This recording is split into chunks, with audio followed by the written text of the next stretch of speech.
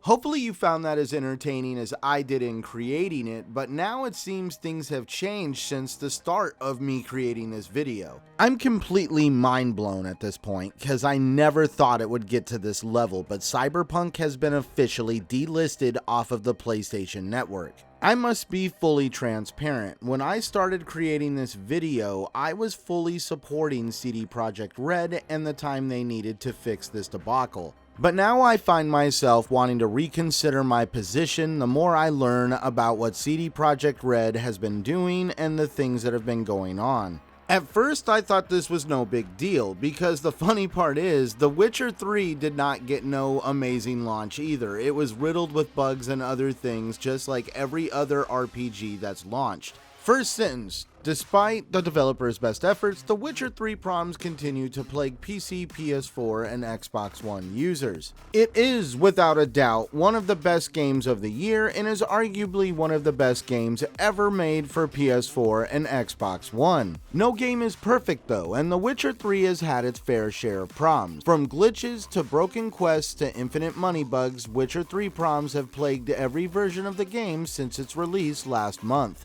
It's finished off with saying that it's not much of a surprise because The Witcher 3 is a massive and complex game, and massive and complex games are always riddled with problems in the weeks after release. So not wanting to clutch my ticket on the hate train, I decided to sit back, and especially after CD Projekt Red released an apology saying that they were going to fix the game. I mean, why should we not believe them? They actually turned The Witcher 3 into a very well-rounded product. On top of that, they got The Witcher 3 to work on the Switch. Now, it's ironic that I say this. How did they get a game like The Witcher 3 to work on the Switch, but for some reason they can't get Cyberpunk to work on the last gen of consoles? Honestly, at this point, with everything that I've read and heard, I have come to the conclusion that CD Projekt Red was way too ambitious. CyberPunk 2077 honestly was too complex of a game for the current systems that we were using.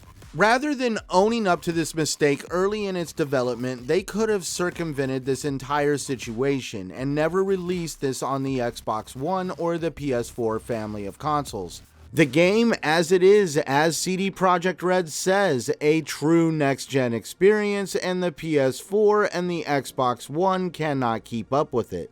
So I'm pretty sure they're going to end up getting this game optimized and working right on these consoles, but it's going to look nothing as advertised, and this has a lot of people pissed off. So this next bit of information is what's making me reconsider my entire opinion on this situation, and it's the fact that CD Projekt Red really tried to cover up this situation on consoles. Like, I mean seriously tried to cover it up. They didn't even release a review code for the game on console until after it launched. And anybody who did have a review copy most likely was on PC, and they weren't even allowed to put any footage of their gameplay on the internet at all. Instead, they had to use pre-rendered trailer footage that was provided by CD Projekt Red in all their videos and reviews. And anybody who tried to post anything received one of those little fun copyright takedown notices that we all love to receive. And it doesn't end there. It's starting to come out that CD Projekt Red developers actually challenged the executives on releasing CyberPunk 2077. They leaked that the executives had actually set up unreasonable goals and expectations for developers during the development of Cyberpunk. It even appears that the developers had made out the irony that they are creating a game where the story is about a corporate empire that is mistreating the world that they were supposed to take care of. And then it almost reflects on what's going on right now within CD Projekt Red with the executives and the developers. They also leaked that the idea of saying that the game was completely playable was all on the executives, and the developers did not want any part of this, and they questioned the executives' reasons for doing it. It's starting to appear that all the issues with CyberPunk 2077 and CD Projekt Red are all starting to start at the executive level. Regretfully, this was probably just to grab all the money they could by the end of 2020, because yes, it was a rough year, and the game paid for itself pretty much in one day in pre-orders alone. That's where I ask, do we have a little bit of responsibility in the fact that the executives saw how many pre-orders there were for this game and got completely overwhelmed on the hype that was surrounding it? Somehow, CD Projekt Red was put in a position where they would supposedly never create a bad game again just because they created The Witcher 3. And they probably got way too entranced in all the fame that came along with it. This regrettably probably caused some executives to want to not lose the hype that was surrounding the company and this game, so they did what they had to do to hide the state of the game on consoles in general. So now I find myself questioning my own opinion on this situation, because honestly, I've played Cyberpunk. The bare bones of this game and the concept that's there is groundbreaking, and it's going to be a wonderful game once optimized.